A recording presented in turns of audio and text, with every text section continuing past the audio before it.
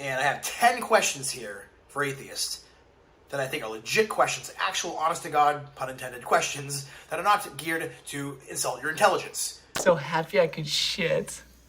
Hello everyone, I'm Professor Plank. I respond to various theological and ideological questions and claims from a rationalistic and naturalistic approach in an effort to give and explain the opposite viewpoint and help to balance the conversation. Today we're getting another series of questions for atheists from a channel called Faith Evolved and the channel's proprietor, Jay. Now, right off the bat, I'll give Jay a bit more credit and leeway than I typically do when it comes to apologists who make videos asking questions of atheists. Because normally such videos are made with the mindset of posing gotcha questions or to maneuver non-believers into rhetorical booby traps that they think will showcase the foolishness of not believing in a magic, all-powerful creator God being. Basically, and a bit ironically, most questions for atheist videos are not made in good faith by the faithful. But Jay here seems to be asking questions that he genuinely doesn't understand about the atheistic position. And so, for that, good on him. Although it is a bit frustrating when many of the questions posed are stock in trade, common misconceptions about atheism that have been addressed ad nauseum by many counter-apologists. And yet, people like Jay still don't seem to have ever heard them. It gives one to wonder about the ideological bubble that people like Jay may exist in, if he has truly never encountered a real, in-the-flesh atheist to which he could have addressed these kinds of questions before having to make a whole video about them. But educating is my bread and butter, and the silver lining of videos such as these is that they can be helpful in disseminating the answers to such questions to a wider audience, who may themselves have been wondering about some of these topics. So for that, credit to Jay where it's due. So let's get stuck in and answer 10 honest questions for atheists. But before we get to that, if you end up liking what you see in this video and would like to help out the channel, make sure to subscribe and click the bell so you'll always be notified when new content comes out. Check out my social media, including Patreon, Twitter, and Blue Sky, all linked in the description. And of course, like the video, pop in a comment. All that goes a long way towards pleasing the YouTube algorithm, which rejects restrictive religious rhetoric, relies on reason and rationality, reveals a reality richer and more rewarding, rendering reverence for reason the rightful reign of reality. May it keep my channel motoring along. Now on to today's video. So I come across tons of different channels and videos on YouTube with different atheists basically trying to debunk, Christian ideas and theology and even history that's, supposedly recorded in the Bible. We got some folks here like Emma Thor, Thomas Westbrook of Holy Kool-Aid, Drew McCory of the Genetically Modified Skeptic, and many others who have released videos on the internet, trying to basically dissuade people from believing in anti-scientific ideas such as a creator God. Hey, those are 3 of my favorite YouTubers, all of whom I highly recommend you check out if you haven't already done so. Much like me, a lot of what they do is reacting and responding to apologetics and replying with the skeptic perspective and trying to showcase the flaws in religious reasoning and the theistic mindset. Give them a watch and a subscribe if you're looking for other content like mine. And quite frankly, a lot of these videos are mocking Christian apologists who claim to have proofs of God, his existence, and of course, they're all fundamentalist Christians who use the Bible to back up their claims. Well, a lot of Christian apologists are worthy of mockery and derision. There are a fair few prominent Christian apologists who are, in my and others' estimation, in it for the grift. People who get rich off of bilking the believing masses out of literally millions of dollars, all which they use for their own betterment rather than spending a dime of it to help other people. Then there are the apologists who just like being the focus of attention and make really terrible arguments that are easily torn to shreds. But they make bad theistic arguments because they know they're talking to a primarily positively dispositioned audience that's already primed to believe everything they say without too much critical examination of the claims. These apologists make it ever harder to bridge the divide between believers and non-believers because they propagate terribly fallacious nonsense that their congregants then internalize and take out into the world thinking that those ideas are awesomely on point. I mean, really, you got to have an explanation for this. You just can't tell me this spun out of a gastrous ball, and then all of a sudden, then we were evolved from monkeys. Why we still got monkeys? It's too much open here. I just believe that, and if you don't believe that, then I don't like talking to you. I say. Then there are the true believers who are out to spread terrible, reprehensible ideas, which they claim are based on religious foundations that they want to see not only spread far and wide, but enshrined into law and enforced rigidly by a religious theocracy. As far as homosexuality goes, I believe the Bible puts a death penalty on it. I believe it's disgusting. Obviously, I believe it's the government's job to execute criminals, and I believe that the Bible says clearly that homosexuality is a criminal crime. It's a crime. It's one of the worst crimes ever. By whatever means they execute people, and obviously I believe in humane, putting to death. Whatever our government says, as far as for a death penalty, I think should go for them. Frankly, there are lots and lots of reasons to treat many an apologist with scorn in debunking them and discouraging people from taking them and their ideas to heart.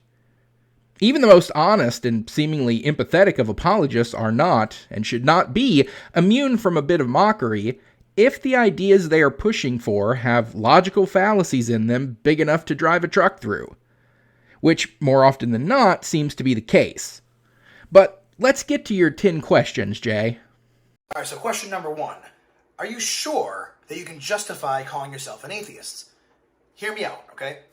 This sounds like a stupid question, and I promise no stupid questions, but at least by the rules of logical fallacies, is it true that the burden of proof is on the person trying to prove God's existence? You cannot prove a negative.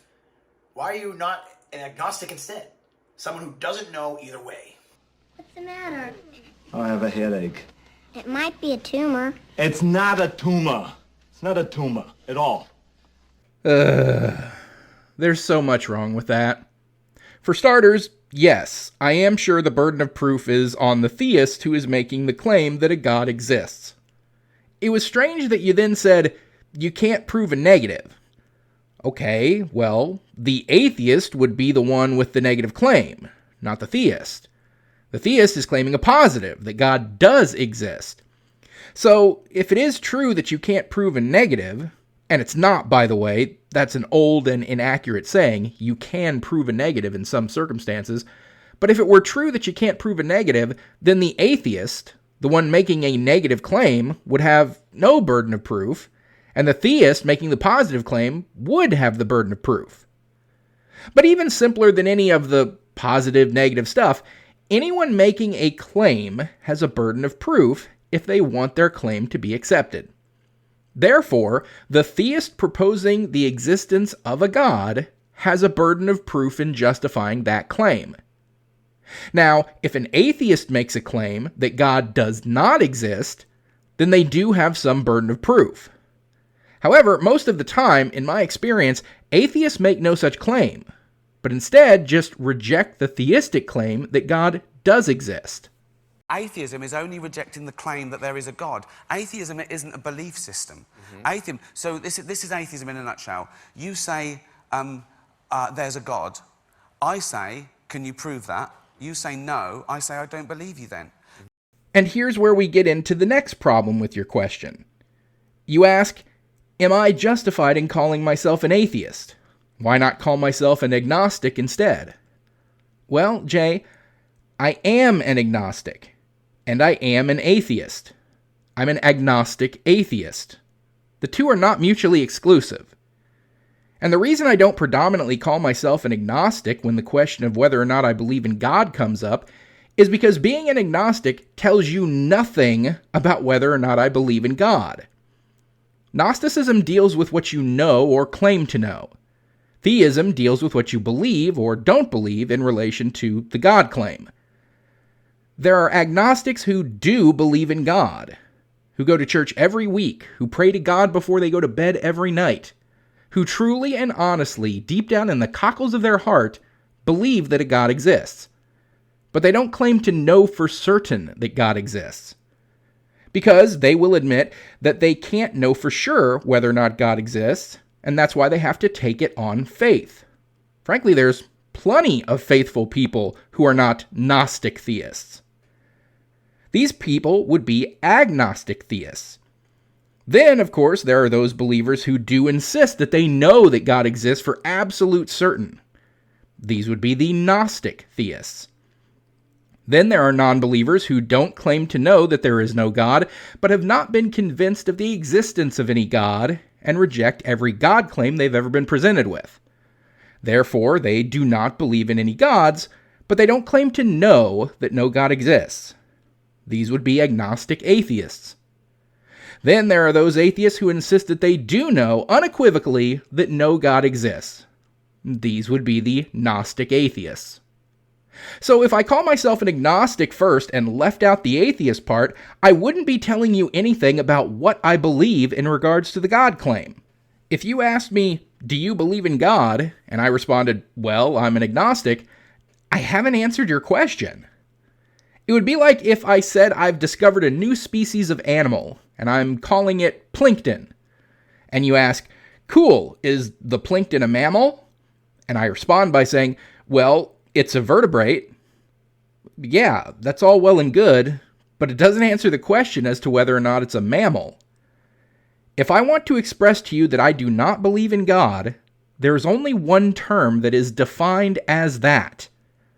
The term is atheist. And I get that atheism is the denial of the existence of a deity or deities. But I don't get the activism of some atheists who try to prove their point is correct when they cannot prove a negative. I rarely see any atheist activists attempting to prove the non-existence of God. Mostly, atheists do what I do, and what others like Emma Thorne, Holy Kool-Aid, and Genetically Modified Skeptic do. And that's respond to fallacious claims by theists and show why their arguments are flawed. That's not attempting to prove that God doesn't exist. It's a refutation and debunk of the attempts at proving that God does exist. Disproving bad arguments does not constitute making an argument for the opposite. And to get back to and deeper into the idea that you can't prove a negative, again, you can.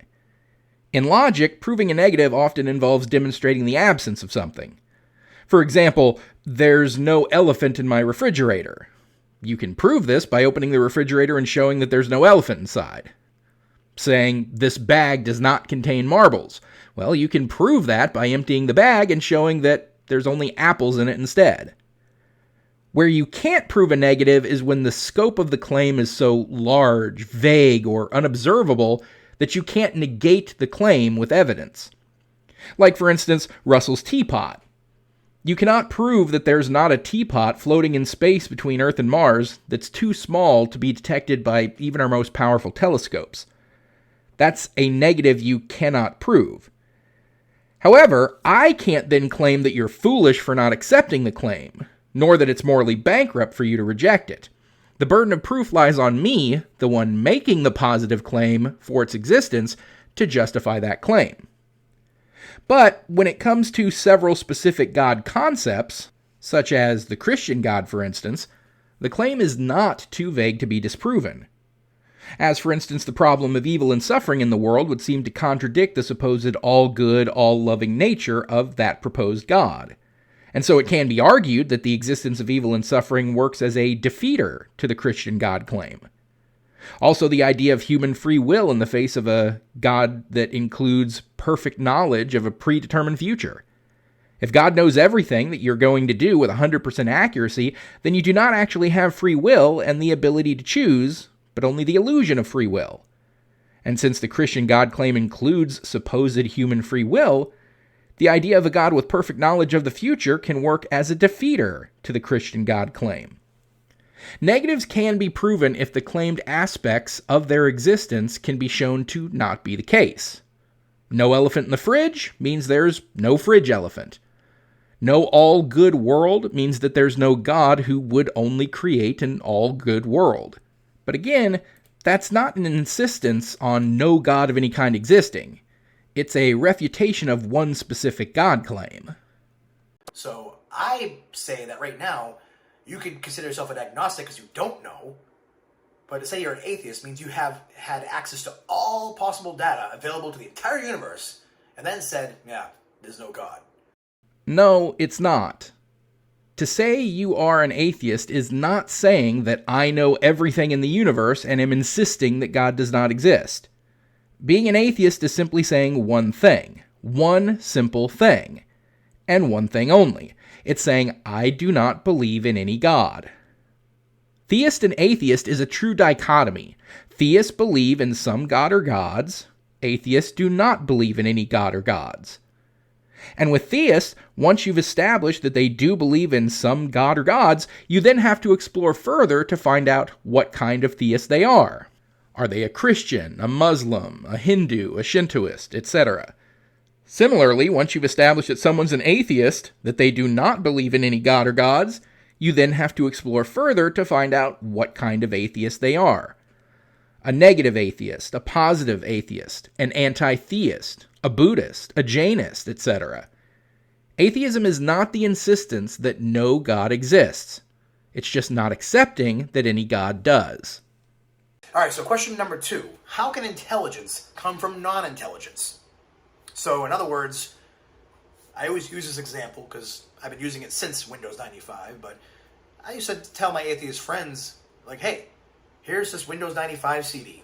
And if I was to ask anybody, they would say, yeah, it took intelligence to create that. Because we do have clear evidence that there's some design within the human body. I mean, look at the DNA code, for example. They even call it code. I mean, why is that not some kind of proof?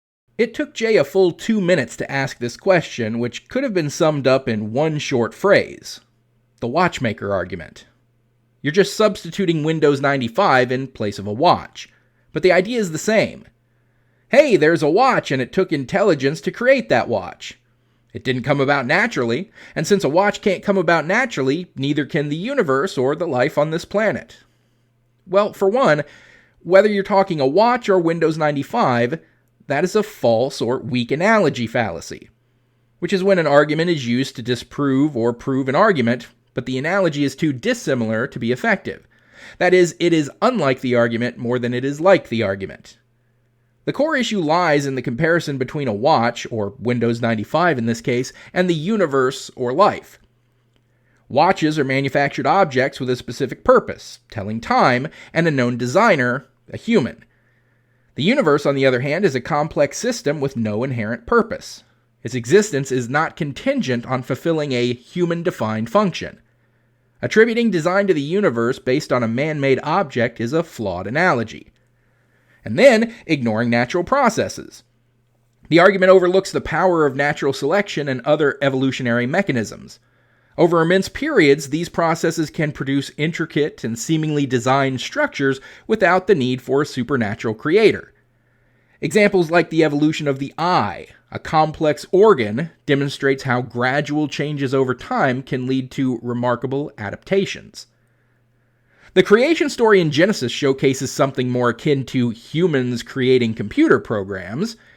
In the Bible, the story has it that God formed Adam out of dirt, and bingo bango, a full and complete human was made all at once.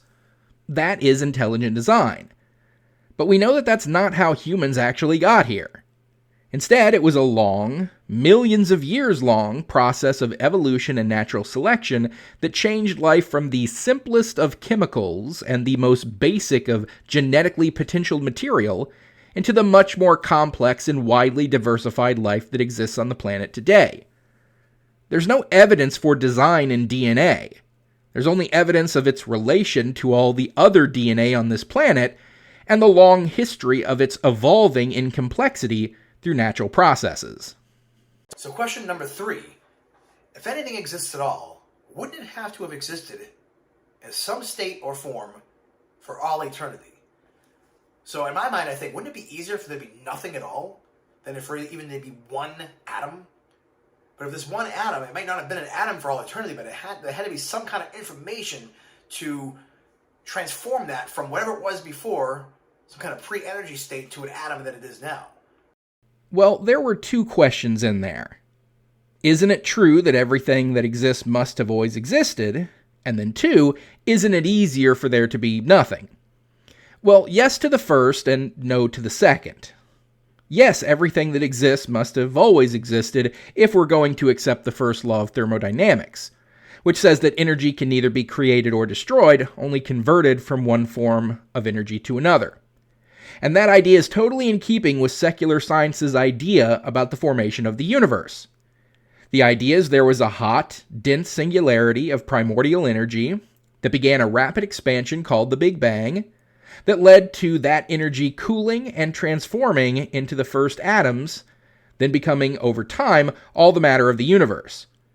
So this idea is totally in keeping with non-God, naturalistic notions of the universe's formation. It would, however, go against many a religious idea of creation ex nihilo, the theistic idea of God creating everything out of nothing. But then your second claim, where you said that it's easier for there to be nothing, no, it's not. I maintain that absolute nothing is not a real or even a plausible thing. Utter philosophical nothingness, the absence of anything at all, has no rational basis. Largely for the reason we've just discussed, because what is must have always been in some form. Energy cannot be created or destroyed. Therefore, there must have always been something, it just changed from one form to another, making the idea of absolute philosophical nothingness kind of a non-starter. So that's why I say whatever exists had to have always existed in some state. And that leads to my fourth question, which is, and if so, why couldn't that anything be a source of consciousness where everything came from? What the hell are you talking about? Who are you talking to? Source of consciousness? Where the hell did that come from?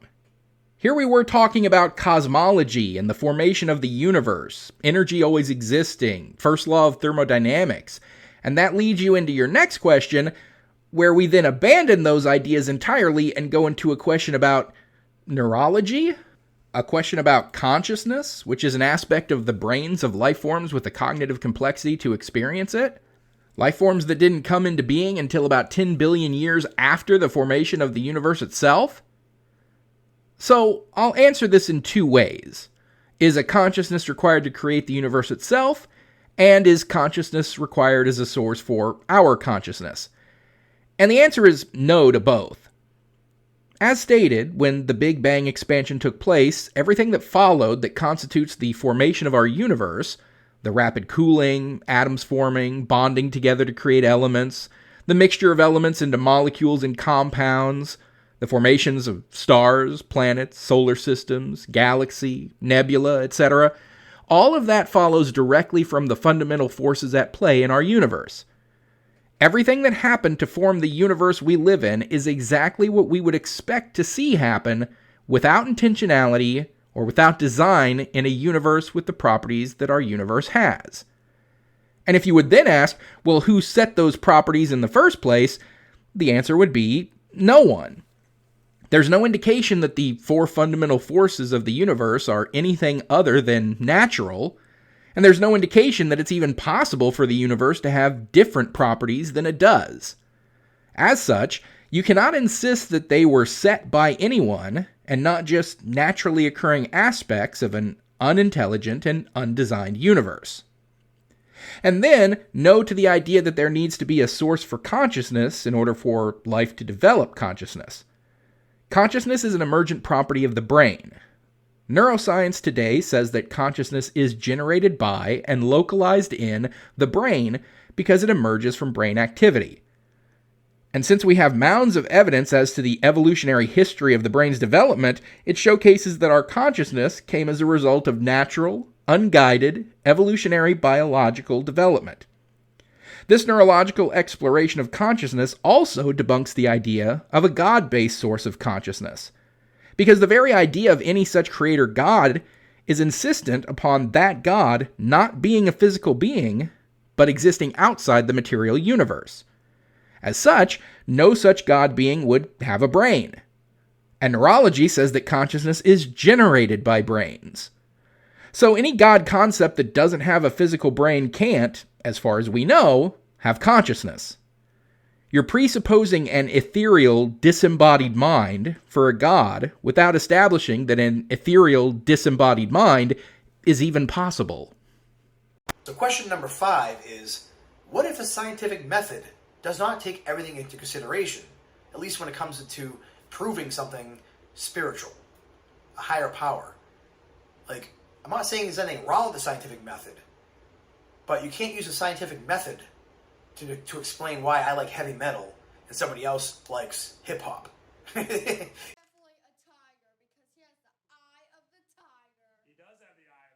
Are you sure about that? Yes, you can. When you do something you like, your brain releases dopamine, a neurotransmitter associated with pleasure and reward, which activates the brain's reward system, making you feel good and encouraging you to repeat that activity. This is why engaging in enjoyable activities can feel motivating and even addictive. The primary areas involved are the ventral tegmental area and the nucleus accumbens, which are key parts of the brain's reward pathways.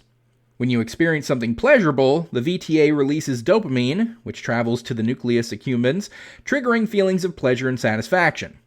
This dopamine surge acts as a positive reinforcement, making you more likely to seek out similar activities in the future, like listening to heavy metal.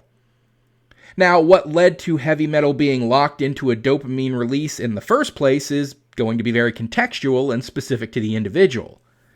Perhaps the first time you ever heard heavy metal, you were already in a good mood, feeling especially peppy that day. Maybe you were eating your favorite food, and then you heard a heavy metal song, and your brain mapped its reaction to that music to the same reward center that you already had active due to the good mood or your favorite food.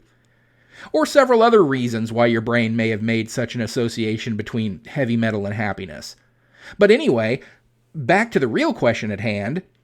The scientific method takes into account all evidence and variables that we have access to.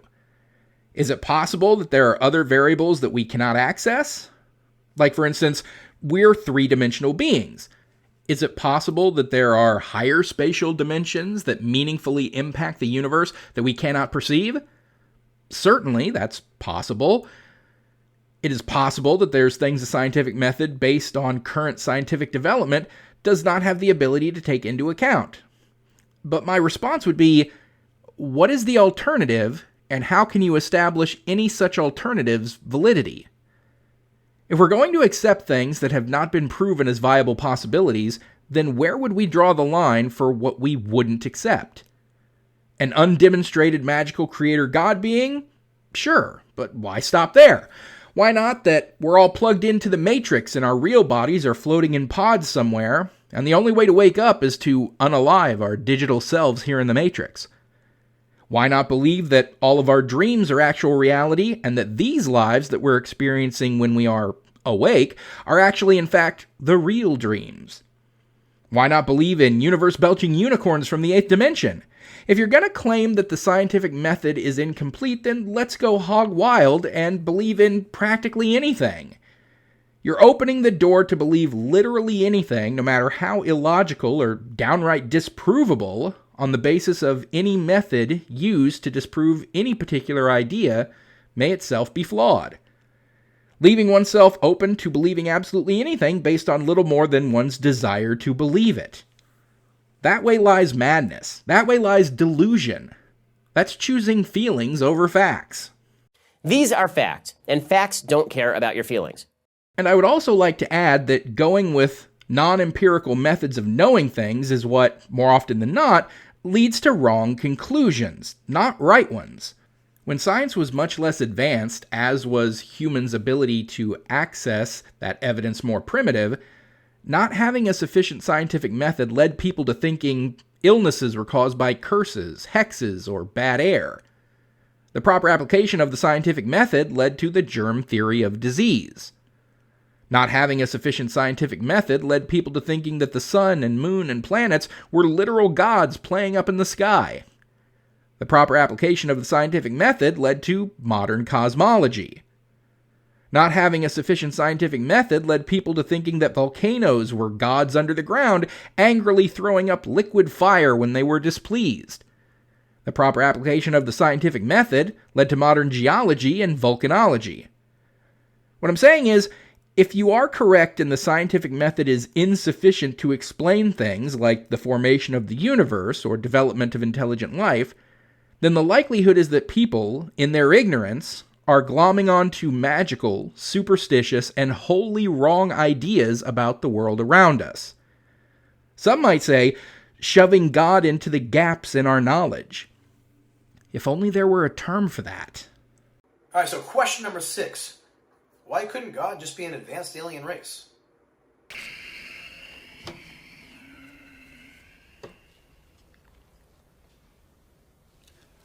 What in heaven's name are you talking about?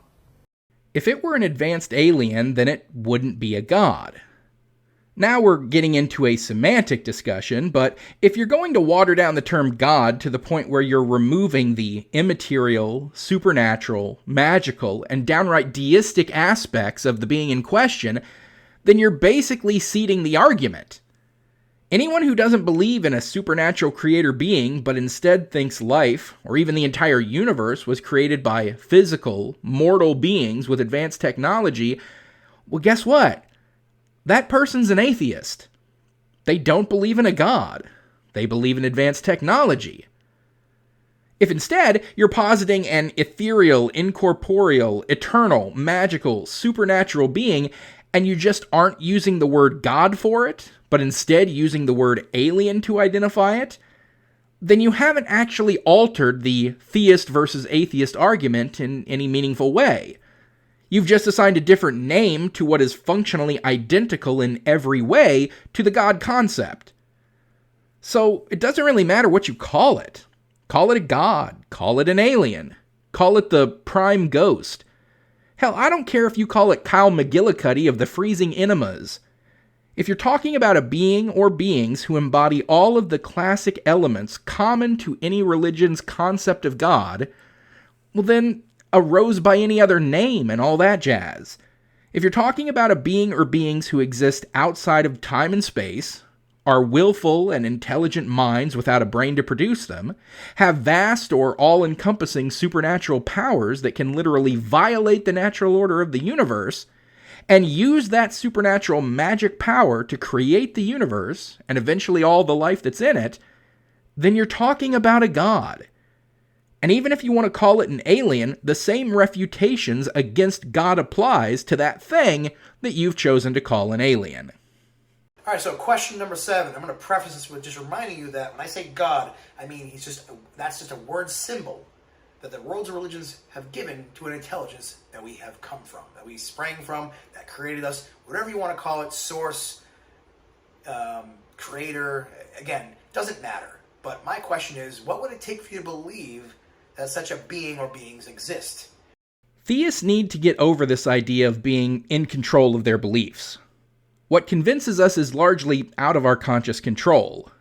What convinces us is often influenced by factors such as emotions, personal biases, past experiences, and social influences, which we cannot fully manipulate or dictate. A large part of our decision-making process happens below our conscious awareness, making it difficult to pinpoint exactly why we are persuaded by certain arguments or information. Either the evidence of a proposition convinces us, or it doesn't. One cannot choose to become convinced of a proposition that has not met their epistemological standard, no matter how much they may want to believe that proposition. Like, for instance, you can't just believe that you have $1,000 in your back pocket just because you may want to. Even if you told yourself that you're choosing to believe it, you would be very aware that you're lying to yourself and that you don't actually believe that you have $1,000 in your pocket. This is why delusion is a symptom of mental disorder. Even though something shouldn't be convincing, like, say, thinking you can fly despite jumping off your roof and injuring yourself in the fall, for someone with a certain brain malfunction, they're just convinced anyway. So, I don't know what would convince me until I'm presented with it, and it either convinces me or it doesn't. All I can say is, when it comes to the God claim, I haven't been convinced yet. All right, so question number 8, and this one's kind of more for fun. This question is, what if an advanced alien race was able to advance far enough where they were able to change reality and make themselves gods? For example, what if the human race, over billions and billions of years, evolved somehow to blow themselves up and didn't get killed by the sun expanding? We were able to, take over the whole galaxy and evolve to the point where we had the ability to control space and time and change the laws of the universe and, basically make ourselves God. And then we took all of our knowledge and all of our, intelligence and created life on another planet somewhere. And that life evolved and came in contact with us or had an experience with us, and we were God to them. I mean, what if that happened? This really seems to just be hearkening back to question 6. Again, are you saying that this race, even if it were us, is just using advanced technology to manipulate the universe? Well, they would still be bound by the natural order of the universe. They'd still be material beings, limited in scope and scale, not having all power, not having all knowledge. If you're just talking about that episode of Star Trek The Next Generation where the primitive race thought that Picard was a god... Show them, Picard. You can bring back my wife to me. I cannot. Why? Why won't you do this for me? Have I failed you in some way? Are you angry with me? Picard was clearly not a god, was clearly still a limited physical being, just with advanced technology.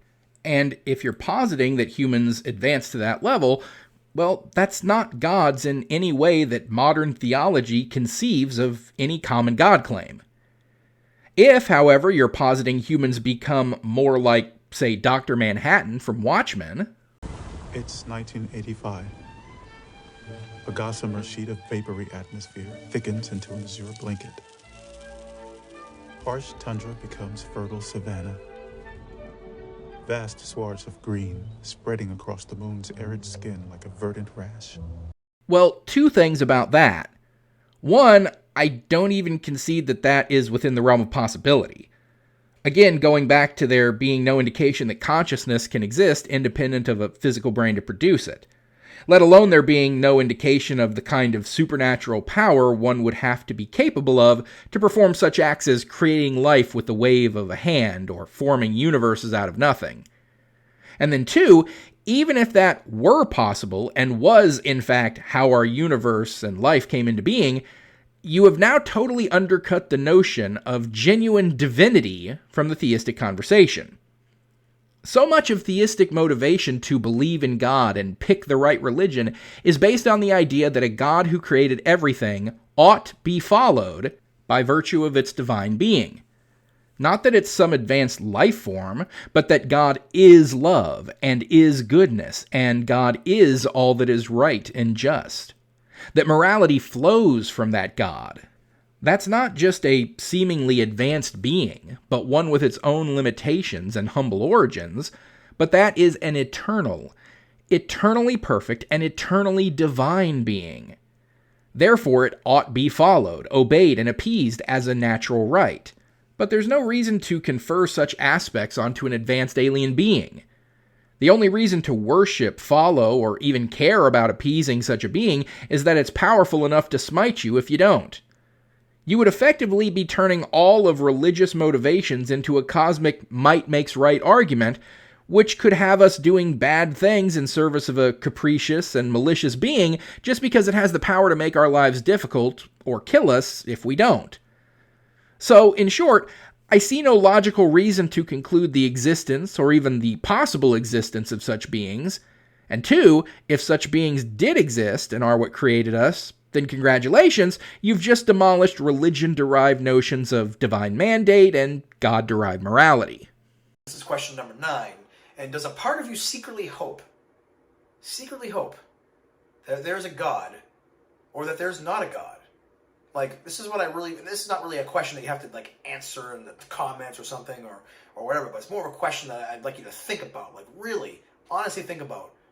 No, I don't hope that there's such a thing as a God. And I don't hope that there's no such thing as could be classified as a God, in the broad general sense. There are specific God concepts that I am convinced do not exist, and I hope that I'm right in that regard, like the Christian God concept who sends all non-Christians to hell just for not being Christian, or frankly any God concept that favors one religion over others to the point of casting those of the wrong faith into eternal damnation. But in a broad, undefined sense of some nebulous God being, Whether one exists or not, it isn't going to change how I live and how I act. It isn't going to impact my personal subjective sense of morality and what motivates me in my life. And even a seemingly all-positive God idea, one who will let every single person into heaven when they die and all of humanity gets eternal paradise no matter what, I wouldn't really want that either. Eternal existence sounds like it would get tedious to the point of even the most utopian of paradises eventually becoming a nightmarish hell when you get to the point of just wanting it all to end, which I believe that everyone, given enough time, would get to the point of. All right, and last but not least, question number 10 is my favorite question of all, and it is, how can you know for sure that I don't know God? If you claim to know with certainty that God exists, I would ask that you share how you know that. And then we can examine what evidence you have to support the claim. And if you're talking about personal experience, like claims of visions or prophecies or visits from the Almighty himself, then we run into questions about the validity of that evidence. How do you know that your visions weren't dreams or hallucinations? How do you know your prophecies aren't delusions or coincidences? How do you know your visits from God are actually visits from God and not all concoctions of your own mind? If you have no independent verification of such claims, then the most likely explanation is that you misinterpreted what happened or that your brain made it up out of whole cloth. Now, could I be wrong about that? Well, sure. But if every person who claimed to have real personal experiences of real gods were correct, then literally thousands of gods, many of which are mutually exclusive, would all exist simultaneously, which isn't possible. Well, first of all, through God, all things are possible, so jot that down.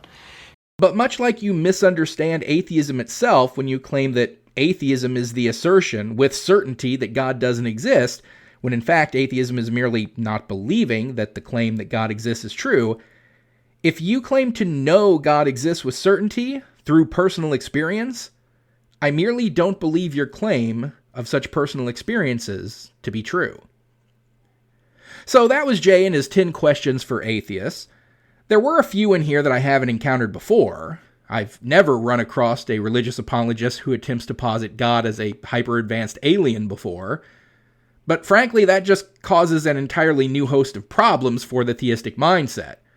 Because if you believe that the being that all the theists in the world worship is just an alien with a lot of power, then I think you might actually be an atheist, sir. You just don't realize it because you have some flawed understanding of what atheism is. Not that that's uncommon, because so many people seem to not get that atheism is a rejection of the God belief. So, if you believe in massively powerful alien beings, who are not supreme deities, then you actually are an atheist. But I get the sense that Jay is a more traditional theist, a Christian even, but is trying to go with this line of reasoning as a bridge to pull atheists into the theistic camp. Hey, you believe in aliens? Hey, can those aliens be really advanced? Hey then, God could just be an advanced alien. Bam, you're a theist now. Well, no, it's actually the other way around. If you're saying that God is nothing but an advanced alien, then you've just talked yourself out of believing in God, because aliens ain't gods. Of all the impudence. Impudence. Impudence is pretending to be fat blood of free blood. Many of the other questions are fairly standard Christian apologetics fare.